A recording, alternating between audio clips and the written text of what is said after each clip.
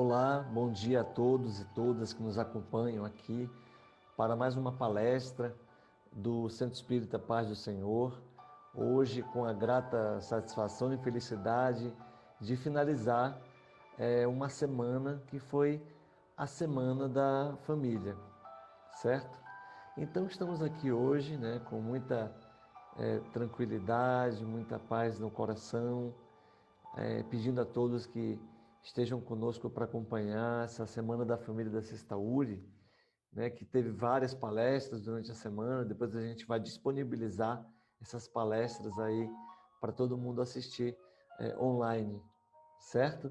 Bom, a gente vai começar então a nossa reunião de hoje com a leitura de um texto, certo? Para fazer a nossa abertura, que encontra-se no livro Pão Nosso e foi ditado de Emmanuel a Chico Xavier e diz assim: em família, aprendam primeiro a exercer piedade para com a sua própria família e a recompensar seus pais, porque isto é bom e agradável diante de Deus.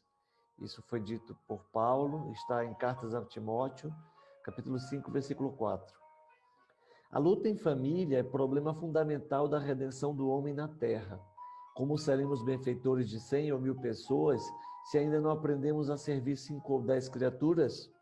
Esta é a indagação lógica que se estende a todos os discípulos sinceros do cristianismo. Bom pregador e mau servidor são dois títulos que não se coadunam. O apóstolo aconselha o exercício da piedade no centro das atividades domésticas. Entretanto, não alude à piedade que chora sem coragem ante os enigmas aflitivos, mas àquela que conhece as ondas nefrálgicas da casa e se esforça por eliminá-las, aguardando a decisão divina ao seu tempo. Conhecemos numerosos irmãos que se sentem sozinhos espiritualmente entre os que se desagregaram ao círculo pessoal, através dos laços consanguíneos, entregando-se por isso a lamentável desânimo. É imprescindível, contudo, examinar a transitoriedade das ligações corpóreas, ponderando que não existem uniões casuais no lar terreno. Preponderam aí, por enquanto, as provas salvadoras ou regenerativas. Ninguém despreze, portanto, esse campo sagrado de serviço, por mais se sinta acabrunhado na incompreensão. Constituiria falta grave esquecer-lhe as infinitas possibilidades de trabalho iluminativo. É impossível auxiliar o mundo quando ainda não conseguimos ser úteis nem mesmo a uma casa pequena, aquela em que a vontade do Pai nos situou a título precário. Antes da grande projeção pessoal na obra coletiva, aprenda o discípulo a cooperar em favor dos familiares no dia de hoje, convicto de que semelhante esforço representa a realização essencial. Emmanuel. Bom, meus amigos, eu vou convidar a todos que nesse momento possamos fechar nossos olhos, elevar nossos pensamentos a Deus e vamos dizer assim: amigo Mestre Jesus, te pedimos, Senhor, nesse momento, que os bons espíritos nos acompanhem, trazendo para nós, para perto de nós, os nossos espíritos familiares, nossos amigos espirituais, nossos anjos da guarda, a fim de que estejamos intuídos, a fim de conversar um pouco a respeito desse tema. Senhor, envolve-nos e ilumina-nos para que tenhamos a certeza absoluta da Tua companhia dia após dia na nossa caminhada. Obrigado por tudo, que assim seja. Então, meus amigos, nós vamos conversar hoje a respeito de um tema que é fora da educação, não há a redenção humana, tá? Esse tema, ele é do livro Educação com Jesus, A Conquista do Reino de Deus, onde tem autores diversos, e é da editora Fergus, certo? Então a gente vai começar aqui lendo, e lembrando que é um texto de nossa querida amada Sandra Borba Pereira, quem somos muito felizes de poder compartilhar e aprender muito dos seus ensinamentos. Nós estamos aqui nesse momento para a gente conversar um pouco a respeito desse tema e tentar entender o que a Sandra traz e também trazer um pouco o que a doutrina espírita traz a respeito de educação, certo? Porque quando ele fala a respeito do tema, fora da educação não há redenção humana, é preciso que a gente lembre da última frase no qual ela cita, que está lá no livro O Mestre da Educação, do espírito Vinícius. Aí ela fala assim, ó, fora da educação, dessa educação que se transmuda em cada indivíduo, em autoeducação, não há redenção possível. E por que a gente está começando agora pelo final, para a gente ir depois avançando? Porque quando o nosso amigo Vinícius fala nesse livro, O Mestre da Educação, e traz para a gente essa proposta de que não há redenção humana se não houver uma educação para depois se converter em autoeducação, a gente precisa entender uma coisa importante. Primeiro, a Sandra traz para a gente a intenção de entender que a educação tem duas dimensões. A primeira educação é aquela factual, em que a gente tem ali, né, toda a proposta de uma questão de fatos em que a gente convive em sociedade, na cultura onde a gente está inserido, dentro da casa espírita, na nossa família, no local em que a gente socializa, em que a gente troca ali experiências e aprende e compartilha. E ela também traz a proposta do ideário pedagógico. O que é isso? Conjunto de informações em que nós somos ali, muitas vezes, instruídos a ter, onde nós compartilhamos também conhecimentos, aprendemos e criamos também conhecimento, né? É importante ressaltar que esse ambiente de ideário pedagógico, ele encontra-se na escola, encontra-se no momento em que os filhos estão fazendo ali a sua atividade de casa, de tarefa de casa, nos momentos em que nós compartilhamos algum conteúdo por meio de livros, assistimos algum vídeo de aprendizado, onde nós aprendemos ali algum conteúdo um pouco mais direcionado para a questão de instrução. Interessante dizer isso, porque ela traz para a gente uma proposta de que a gente perceba a respeito da educação dentro da família. Como estamos falando a respeito da educação na família, é preciso entender primeiro quem são esses componentes que abrigam essa família e o que seria uma família, né, nesse caso aí. E aí, a gente foi aqui procurar essa questão de família e encontrou a pergunta 773 do Livro dos Espíritos, que diz assim: por que é que, entre os animais, os pais e os filhos deixam de reconhecer-se quando estes não mais precisam de cuidados? Os animais vivem na vida material e não vida moral. A ternura da mãe pelos filhos tem por princípio o instinto de conservação dos seres que ela deu à luz. Logo que esses seres podem cuidar de si mesmos, está ela com sua tarefa concluída. Nada mais lhe exige a natureza. Por isso é que os abandona, a fim de se ocupar com os recém-vindos. Ou seja, no reino animal, há sempre esse ciclo em que, uma vez que o filhote se torna corresponsável, responsável pela sua vida, ele é abandonado pelo grupo, pela sua mãe e por todo mundo. Mas há pessoas, e é a pergunta 774 que diz, Kardec pergunta, há pessoas que do fato de os animais, ao cabo de certo tempo, abandonarem suas crias, deduzem não ser os laços de família entre os homens mais do que resultado dos costumes sociais e não é efeito de uma lei da natureza? O que devemos pensar a esse respeito? É preciso entender aqui que muita gente acha que não, que, bom, os animais, há algum tempo, abandonam suas crias. Então, a gente está percebendo aqui que o menino já cresceu, ele já pode ir embora cuidar da sua vida. E aí os espíritos respondem assim, diverso dos animais é o destino do homem. Por que então querer sempre confundi-lo com eles? Há no homem alguma coisa a mais, além das necessidades físicas. Há a necessidade de progredir. Os laços sociais são necessários ao progresso e os de família, mais apertados tornam os primeiros. Eis porque os segundos constituem uma lei da natureza. Quis Deus que, por essa forma, os homens aprendessem a amar-se como irmãos. Isso é bem interessante, porque aqui nesse momento ele cria para a gente o seguinte, a natureza, ela tem ali o momento dela, né, onde os animais vivem vida material, mas não vida moral, certo? E aqui na resposta dos espíritos, a gente vê uma coisa interessante que eles falam. Há necessidade de progredir além das questões físicas. E aí ele fala uma coisa que vai ser o mote do que a gente vai conversar. Os laços sociais são necessários ao progresso e os de família mais apertados tornam os primeiros. Essa pergunta e essa resposta, elas são bem interessantes porque quando a Sandra vai colocando para a gente a respeito dessa fora da educação não há redenção humana, a gente percebe que onde é o nosso primeiro momento de aprendizado, onde a gente realmente aprende a ser e a ser e ter os primeiros passos de boa convivência. Onde a gente cria um legado que talvez ali vá mexer com o espírito que está em formação, porque enquanto crianças estamos em formação, que senão a da família. E aí vem aquela pergunta, né, que a gente sempre conhece um pouquinho, que é 775. Qual seria para a sociedade o resultado do relaxamento dos laços de família? Se a gente relaxasse os laços de família, não, beleza, eu já tive filho, pronto, vai viver sua vida, não precisa aqui conviver, aprenda com o mundo, etc. Aí ela fala uma palavra que é recrudescência do egoísmo, ou seja, a volta ao egoísmo.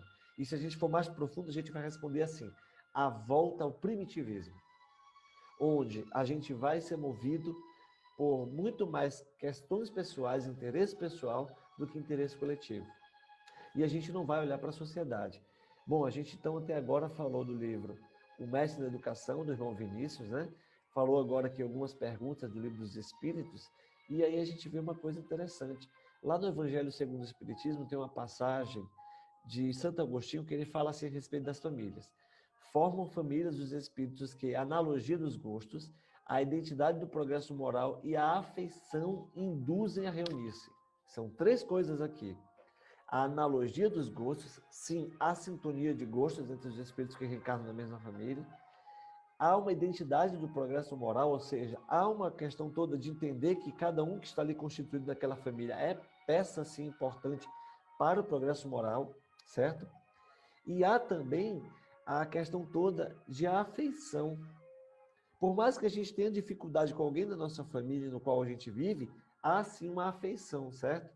E nessa afeição, a gente precisa entender que ela faz parte dessa condução que a gente tem enquanto espírito que está encarnado para fazer ali uma diferença.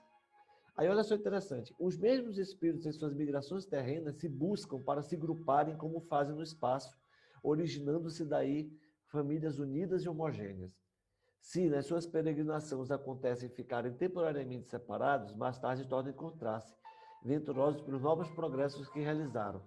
Mas como não lhes cumpre trabalhar apenas para si, permite Deus que os espíritos menos adiantados encarnem entre eles, a fim de receberem conselhos e bons exemplos, a bem de seu progresso. Esses espíritos se tornam, por vezes, causa de perturbação no meio daqueles outros, o que constitui para estes a prova e a tarefa a desempenhar. A gente não tem dentro da nossa casa alguém que muitas vezes precisa um pouquinho mais de atenção, precisa um pouquinho mais de amor, um pouquinho mais de afeto, um pouquinho mais de educação moral, um pouquinho mais de acompanhamento ali intelectual. Às vezes eu fico falando isso assim como se fosse o outro, mas será que a gente deve se colocar também na posição? Será que a gente não é esse espírito ainda que precisa um pouco dessa evolução, que precisa aprender a ser um pouco melhor, que precisa aprender um pouco a desenvolver, né? Que ali é um pouquinho diferente dos outros para a gente perceber a sua grande proposta de evolução, né? Ou seja, será que não tem ali, será que nós não somos ainda esses espíritos menos adiantados? Ou será que temos alguém que precisa do nosso amor, do nosso acolhimento, da nossa paz? E aí vem a questão da família, meus amigos. Acolhei-o, portanto, como irmãos, auxiliai-os e depois no mundo dos espíritos a família se felicitará por haver salvo alguns náufragos que a seu turno poderão salvar outros. Olha que coisa interessante. Uma vez que a gente salva esse querido, a gente salva essa pessoa que encarna na nossa vida, para a gente aprender a amar, para a gente aprender a desenvolver essa compaixão, esse carinho, a gente vai ser salvo, né? Ou seja, a gente salvou os náufragos que poderão salvar outros. É um ciclo constante. E aí a Sandra traz para a gente uma proposta legal para a gente perceber, que é essa questão toda de entender mesmo a família como um grande berço de educação moral. E aí a gente vai ver o seguinte, lá no livro SOS Família, de Joana de Ângeles, a gente vai ver uma proposta legal aqui, que é a seguinte. O que é família lá no SOS Família, né? É um grupamento de raça, de caracteres e gêneros semelhantes, resultado de agregações afins. A família genericamente representa o clã social de sintonia por identidade. Vejam, mais uma vez identidade sendo falada, tá? Que reúne espécimes dentro da mesma classificação. Juridicamente, porém, a família se deriva da união de dois seres que se elegem para uma vida bem comum, através de um contrato, dando origem à genitura da mesma espécie. Aí ela continua, a Joana, pequena república fundamental para o equilíbrio da grande república humana representada pela nação. A família tem suas próprias leis que consubstanciam as regras de bom comportamento dentro do impositivo do respeito ético recíproco entre os seus membros, favorável à perfeita harmonia que deve vigir sob o mesmo teto em que se agasalham os que se consorciam. É interessante a gente saber o que os espíritos falam a respeito de família, porque a gente precisa entender que a família que nós estamos hoje, ela é um grupo de espíritos normalmente necessitados, desajustados, em compromisso inadiável para a reparação, graças à contingência reencarnatória. E aí vem a bênção da reencarnação para reunir espíritos que precisam uns dos outros para sobreviver. Ah, não preciso da minha mãe mais não, eu já sou aqui adulto. Muitas vezes a gente ouve isso. Ou então a gente ouve, não, meu filho que se vire, porque ele já tem ali um negócio dele, não precisa da minha vida, certo? A gente ouve algumas coisas assim a respeito da família. A gente ouve, às vezes, essa questão toda de entender que cada um se vire, certo? Mas aí vem uma questão interessante que me veio à mente agora. A família, ela é uma grande escola, uma grande universidade do amor, onde espíritos familiares se reúnem para que possam aprender uns aos outros, para que a gente possa criar, é por isso que ela é o núcleo da sociedade, porque a gente pode criar, sim, dentro da família, esse berço de amor, esse berço de bons sentimentos. É desafiador muitas vezes, é angustiante muitas vezes, mas a gente precisa perseverar, a gente precisa dar o nosso melhor, para que a gente possa fazer a grande diferença. E aí onde é que entra isso? Vejam só. Aí vem a questão da educação, que também está lá, né, dentro do livro Excelsior Família. A educação é base para a vida e comunidade, por meio de legítimos processos de aprendizagem que fomentam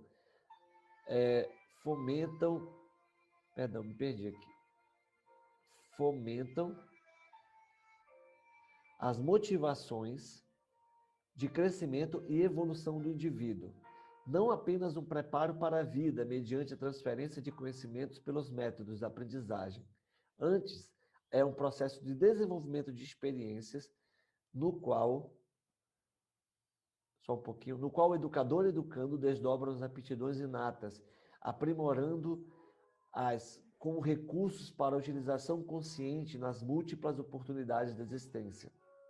Vem uma coisa interessante para a gente perceber, que é a seguinte: à medida que existe um educador educando, existe educação. À medida que o pai e a mãe se tornam educadores dentro de casa, ali também há educação. A partir do momento em que eu aprendo com meu irmão mais velho cuidando de mim, ou eu me torno educador da minha família, porque eu posso ser mais novo, mas eu posso ser educador da minha família também. Ali há a educação, certo? Aí vem uma coisa interessante para a gente perceber, que é a seguinte: instrução é setor de educação na qual os valores do intelecto encontram é necessário cultivo. É necessário instrução, é necessário desenvolver o intelecto, é necessário cultivar o aperfeiçoamento intelectual, o aperfeiçoamento no sentido de progresso mesmo intelectual. E a gente vê uma coisa interessante. A educação, porém, abrange área muito grande na quase totalidade da vida. No período de formação do homem é pedra fundamental, por isso que ao Instituto da Família compete a indeclinável tarefa, porquanto peça educação e não pela educação e não pela instrução apenas se dará a transformação do indivíduo e consequentemente da humanidade. A gente tem isso no senso comum. No senso comum a gente sabe que a família é responsável também por uma educação moral, uma coisa que ela tem que fazer o seu trabalho, mas muitas vezes a gente vai e terceiriza isso para a família, para a escola, a gente terceiriza isso para a casa espírita, a gente terceiriza isso para o mundo lá fora. Esquece da responsabilidade enquanto família, de ser uma indeclinável tarefa para se fazer dentro da nossa casa. E aí olha só que coisa interessante. No lar assentam os alicerces legítimos da educação, que se transladam para a escola, que tem a finalidade de continuar aquele mistério, de par com a contribuição intelectual às experiências sociais. O lar constrói um homem, a escola forma o cidadão. Gente, essa frase ela é muito importante. O lar constrói um homem e a escola forma o cidadão. A gente precisa ter ter isso em mente, porque, de alguma forma, a gente precisa colocar no nosso coração essa proposta de fazer a grande diferença, de fazer, vamos dizer assim, essa grande contraproposta do que o mundo lá fora está dizendo. A própria Sandra, ela coloca no livro aqui várias questões a respeito dessa violência, né? Do que está acontecendo no mundo lá fora, de que a gente precisa entender, junto às novas gerações, algumas coisas interessantes, como exemplo familiar, disciplinas morais, um diálogo esclarecedor, o estímulo ao enfrentamento de desafios saudáveis, estudo e vivência de valores éticos, o cultivo da disposição moral para o aprimoramento e uma ambiência evangelizadora. Gente, isso tem a ver com a educação moral, que às vezes não é somente numa competência do que está terceirizado. Ah, não, vou mandar meu filho lá para a casa espírita que ele vai ser evangelizado e ele vai ser bem instruído, etc. Não, gente. A questão toda de criar um ambiente dentro da sua casa. É por isso que a gente brinca de vez em quando dizendo que a casa espírita não é a casa só material lá, que a gente tem as paredes, né, as salinhas, etc. A casa espírita começa dentro do coração, dentro do núcleo familiar. Porque é ali que a gente muitas vezes troca experiências da alma e que a gente vê uma grande diferença, né? Aí vem uma coisa interessante aqui que ela fala para a gente no livro da educação aqui. Ela vai e fala bem assim, ó, isso é a Sandra Borba falando. A finalidade educativa por excelência é a de formar homens de bem. Está lá na questão 917 do Livro dos Espíritos. E para isso concorrem todos os responsáveis por esse processo. Todos. Pais, adultos que respondem pela educação de crianças e jovens, mestres e a sociedade por meio de suas inúmeras instituições. Gente, vamos fazer aqui uma grande visualização em que todas essas partes estão colaborando para o quê? Para a educação moral desse ser humano, para a formação desse homem de bem. Não são somente ali, a gente não pode terceirizar, como disse mais uma vez, né? Não são só os pais, olha só, são os pais, adultos que respondem pela educação de crianças e jovens. Aqui, ela não fala só dos professores, ela fala também daqueles que convivem com as crianças na sociedade. Mestres e a sociedade por meio de inúmeras instituições. À medida que eu tenho uma boa educação quando eu vou na farmácia e alguém me responde bem na farmácia, à medida que eu estou no trânsito e eu sou um bom motorista, à medida que eu vou trabalhando isso, é que a gente vê a diferença. Aí olha só que interessante, ela continua aqui, ó. E especialmente na infância, o processo educativo tem grande força, período em que o espírito é mais acessível às impressões que recebe que podem auxiliar o seu adiantamento. Isso ela pega do Livro dos Espíritos. E especialmente na construção de bons hábitos, pois a educação é o conjunto dos hábitos adquiridos. Isso é uma frase de Allan Kardec quando ele comenta a pergunta 685A, né? E aí vem uma coisa interessante, olha só. Os responsáveis pelas crianças e jovens devem se pautar especialmente pelo exemplo moral e o conteúdo dessa educação deverá necessariamente auxiliá-los a construir uma visão do homem enquanto espírito imortal para que nele se enfraqueça o egoísmo e prevaleça a vida moral sobre a vida material. Meus amigos, eu vou dizer uma coisa para vocês. É uma questão muito interessante que a gente coloca aqui, que é assim, é aquela que tem a ver com tudo aquilo que realmente eu tenho de referência para fazer a transformação na vida da criatura.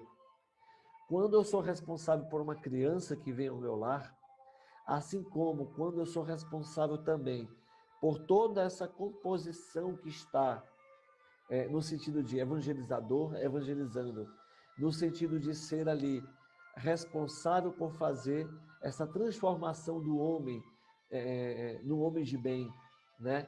E também para a gente perceber algo interessante que é o seguinte: quando nós estamos responsáveis dentro da nossa casa pelos nossos familiares, a gente precisa entender o amor. O amor é o grande conteúdo moral deixado por Jesus em nossas vidas. O amor é, sim, responsável por fazer com que a gente consiga caminhar adiante. É responsável por fazer com que a gente vá além do que a gente merece. É necessário que a gente vá fazer com que as coisas aconteçam. E aí vem algo interessante, que quando eu amo, quando eu trabalho o exercício do amor, eu compreendo. Veja o exemplo da sua mãe. Veja o exemplo do seu pai, muitas vezes. Ah, mas eu não tive esses exemplos em casa. Mas veja alguém que amou você verdadeiramente. E veja você no amor em ação. Veja você em caridade como você é. Veja quando você acolhe aquele que precisa. Por isso que fora da educação não há redenção humana. Porque quando transforma-se essa educação, que é algo no sentido de educador educando, no sentido de família, para uma autoeducação, ou seja, para você ajudar aquele que está em processo de educação a se autoeducar, aí é que vem a questão de fazer diferente, que é de se permitir fazer diferente. É quando a gente se coloca numa grande... isso é uma coisa muito conjugada, tá? Os espíritos trabalhando, a gente aprendendo, principalmente nessa época em que a gente está vivendo, onde nós fomos, de alguma forma, trazidos mais para dentro do lar, onde convivemos uns com os outros, onde aprendemos muitas vezes, a gente ouviu pela primeira vez os outros como eles são de verdade. Porque é fácil. Eu vou conviver em sociedade, eu boto ali uma performance social e eu convivo facilmente. Mas em casa, as pessoas te conhecem. Eu lembro de uma passagem do livro do Evangelho segundo o Espiritismo, quando fala-se assim: então me conte a história daquele homem que quando está lá, que fala a sociedade, conversa com todo mundo, é um exemplo para todos. Mas quando entra dentro do seu lar, é surpreendido por aqueles que batem a porta e o vê gritando grosseiramente com aqueles da sua família. De que adianta esconder aquilo que a gente precisa aprender para se transformar? De que adianta esconder aquilo tudo que a gente tem em sociedade para a gente fazer diferença?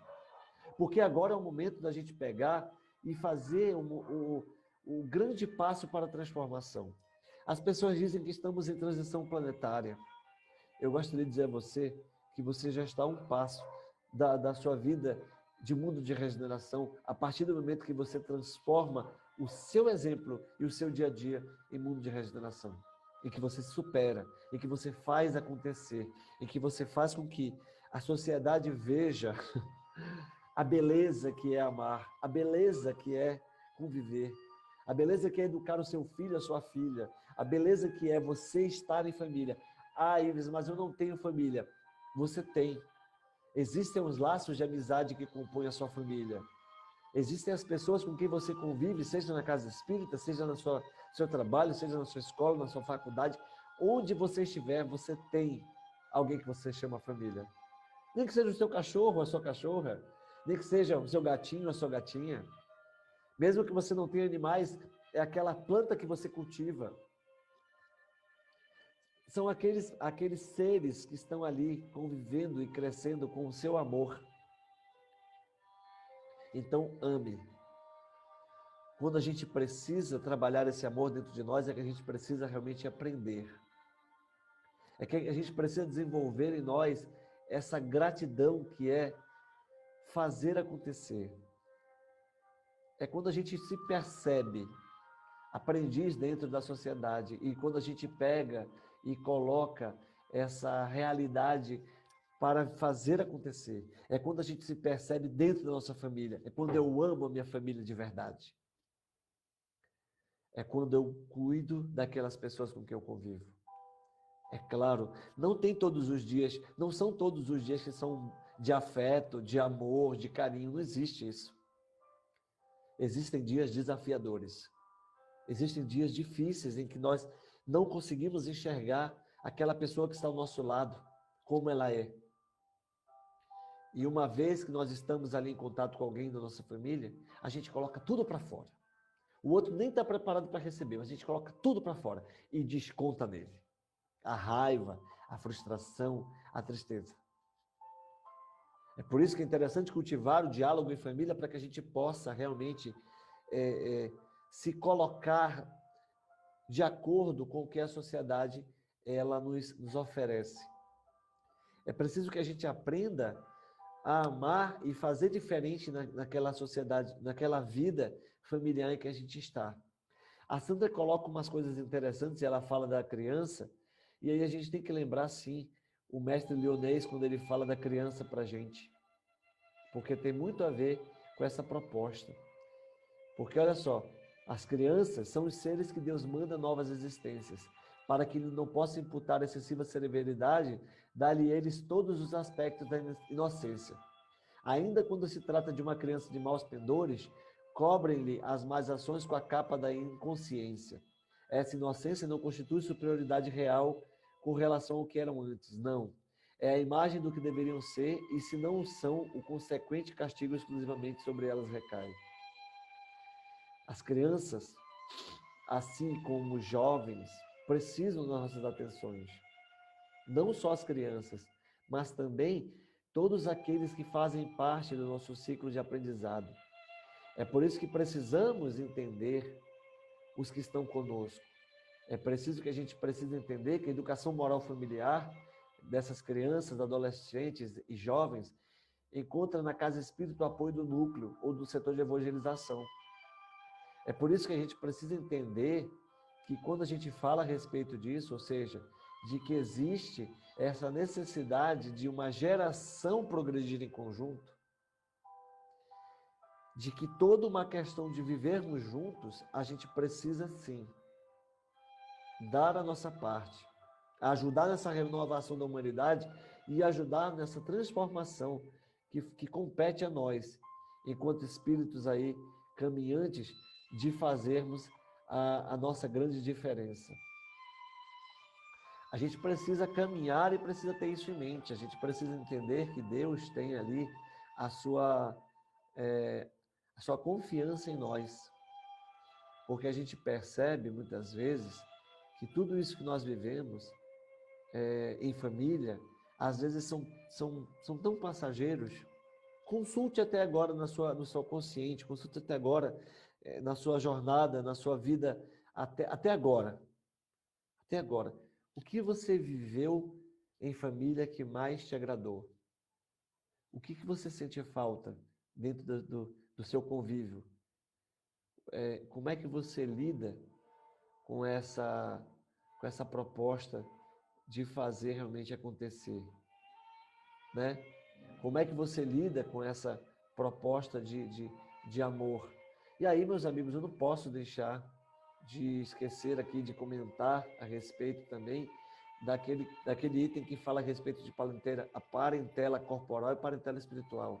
Não são só os fisicamente, não são só os genéticos que são nossos familiares. Há muitas pessoas lá fora que precisam do nosso amor. A nossa família estende-se também a eles. É necessário que a gente entenda que a família que convive conosco, ou seja, as pessoas que estão conosco, elas são sim parte essencial do nosso aprendizado, mas as pessoas que estão aí fora precisam do nosso amor, precisam do nosso carinho, precisam da nossa atenção. Quando a gente chegar no nível de entender que a humanidade real, a humanidade que está conosco, todos aqueles que convivem conosco em sociedade, eles fazem parte de um grande ciclo de amor e de que todos nós somos filhos de Deus. Quando entendemos que o outro que está conosco, ele precisa desse afeto, ele precisa desse carinho, ele precisa desse cuidado. Quando a gente coloca isso na cabeça, fica mais fácil aprender a amar. É por isso que quando a gente fala a respeito de amor, a gente pega e entra numa questão muito profunda, que é exemplo. Porque se eu amo, e se a sociedade que está aí ama, nós teremos um mundo muito diferente. Nós teríamos muita responsabilidade diante de fazer a grande diferença. Quando o nosso querido Vinícius fala a respeito de redenção, eu achei fantástico quando ele falou a respeito disso, porque aí vem aquela coisa toda, né?